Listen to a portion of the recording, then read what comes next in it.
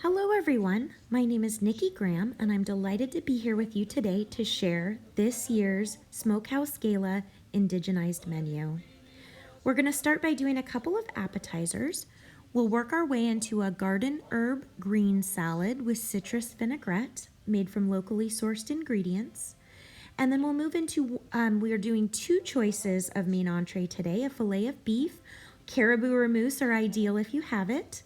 We will also do butter poached halibut with polenta as another option for our fish lovers out there.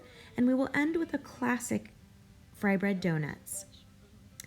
We're going to start with our smoked salmon filet. You're going to chop that up as finely as you'd like. You're going to grate in some onion.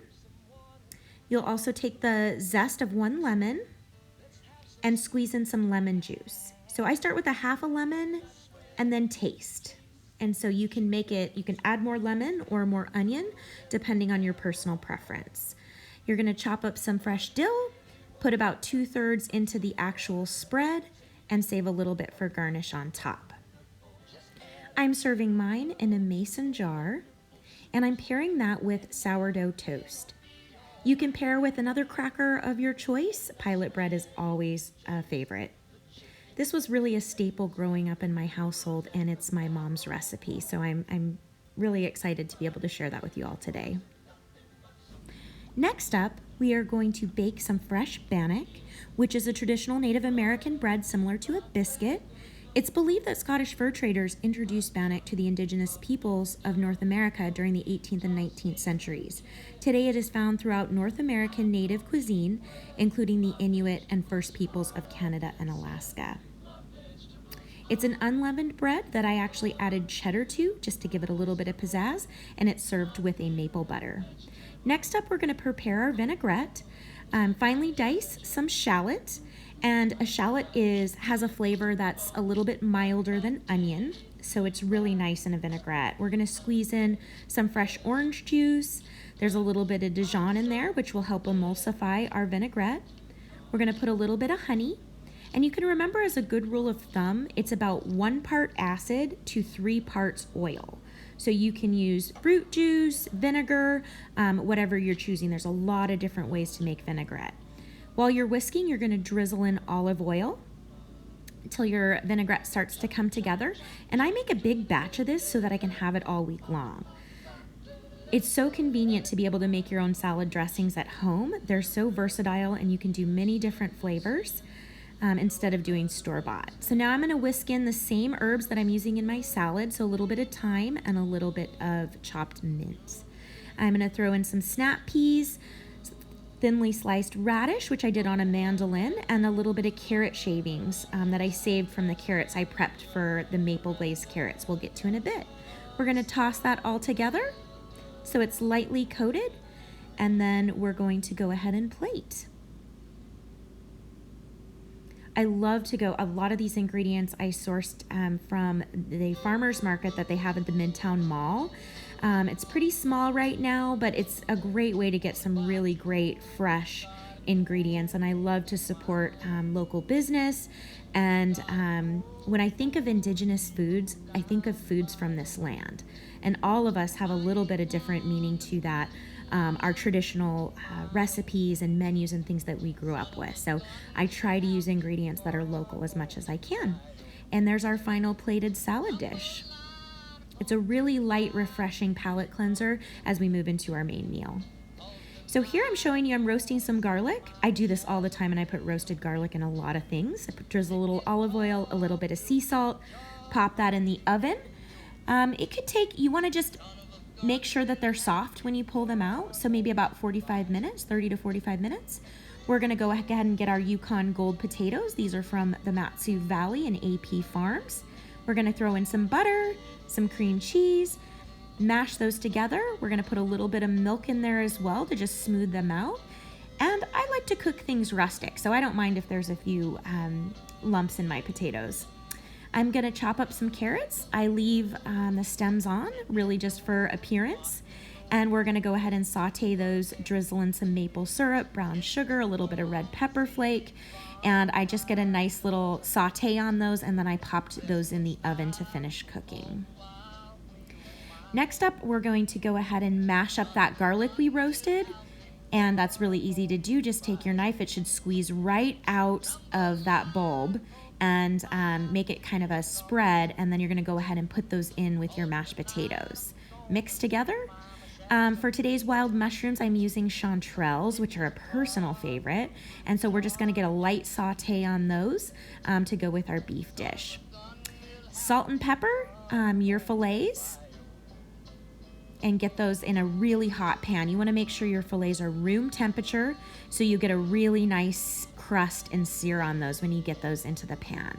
As a general rule, you want to make sure that you're putting something hot, the temperature. You're not shocking anything by throwing something cold into a pan. We're going to baste those with butter. I threw a little bit of thyme in for flavor as an aromatic, and I pop those in the oven to finish cooking. Now I deglaze the pan with red wine, the same red wine that we paired with this course, which is a ancient vine Zinfandel.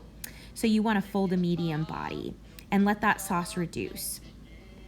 Next up, we're going to go ahead and plate our filet with our chanterelles. We're going to put our maple glazed carrots alongside.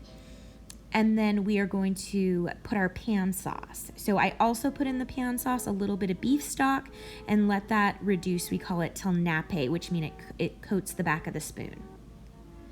Then I threw on some fresh arugula microgreens, which I got from the farmer's market at AP Farms. And there you have it. There's our beef course. So I used beef today, but you could definitely use this recipe with caribou or moose steaks or another cut of steak of your choice. Next, I'm going to start prepping for our Three Sisters succotash.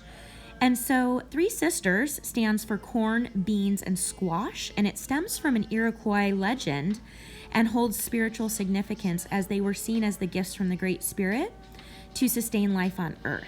So they're a staple to many tribes around North America. We're going to do some sweet corn, diced zucchini, and red bell pepper. Then we're going to prep our halibut, and so I cut these into portions that I'm going to put into melted butter to poach. And so I put these in the butter and then place them in the oven to cook. So this is a great way to cook halibut when you're afraid of overcooking it. So it keeps it really moist and juicy. Also, pro tip, if your halibut is frozen, it's been in the freezer for a while, maybe it's a little bit fishy, soak it in milk. It takes the fishiness away. Here I'm making an apple chutney. So doing some diced apple and butter, I put a little lemon juice in there, a little red bell pepper flake, and just cooked it down. And so that's gonna go on top of our halibut dish. Here I'm chopping some bacon. We're gonna start out in a hot pan and sear off our bacon till that's crispy. Then we'll remove that from the pan and we'll saute our vegetables. So you don't have to be perfect when you're chopping up your vegetables. Just make sure they're similar in size so they cook at the same time. So I'm gonna throw in my red bell pepper first because that takes a little bit longer to cook. I'm gonna get that nice and soft. I'm adding a little bit of olive oil here, and I also saved my bacon grease if I need to add more fat. I'm gonna throw in the corn, saute that down a bit, and then we'll continue to add zucchini. Does not take long to cook. And I also used a can actually of butter beans. Fresh beans are harder to come by up here in Alaska in the wintertime. So I'm adding a little bit more bacon fat in there because I needed a little bit more. Tossing in the zucchini, sauteing that down a bit, and then throwing in the butter beans. And just saute that down until the vegetables are soft. And at the very end, I add back in the bacon and a little bit of fresh sage.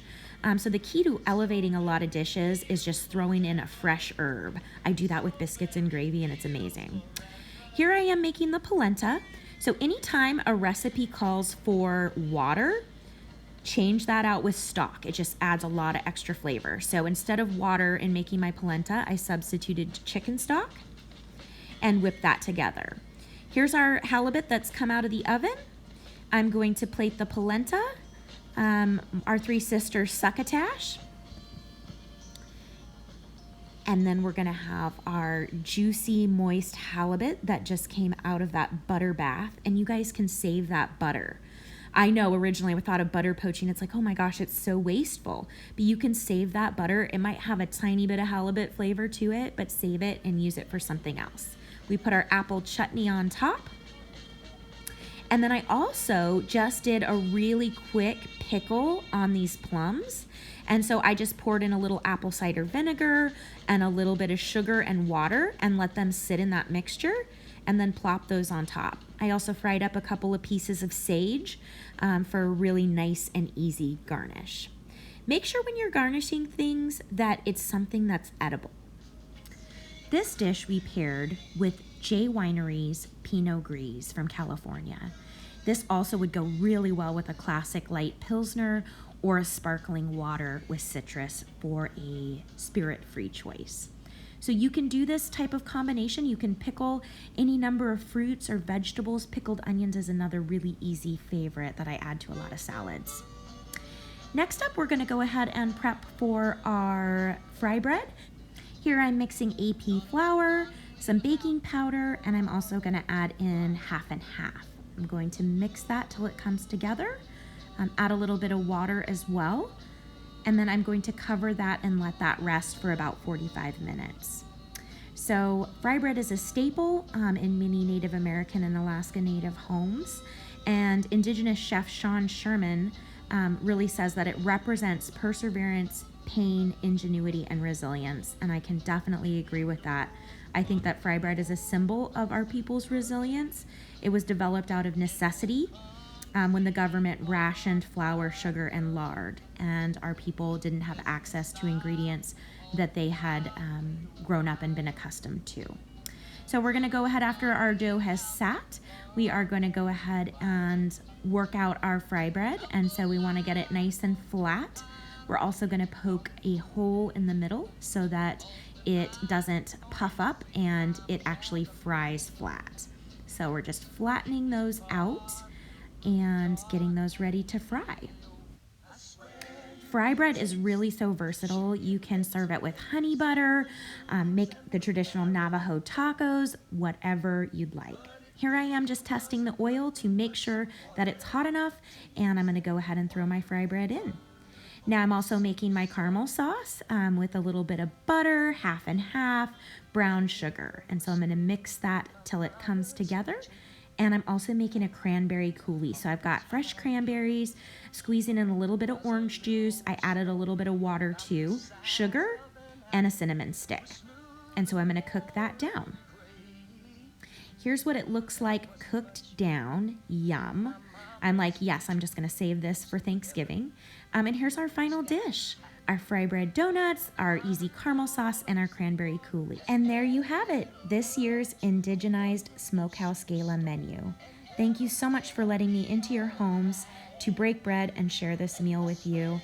I hope you all are staying safe and well out there, and I hope to see you all again in person soon. Enjoy your meal, and thank you so much for tuning in and supporting First Alaskans Institute. Kuyana.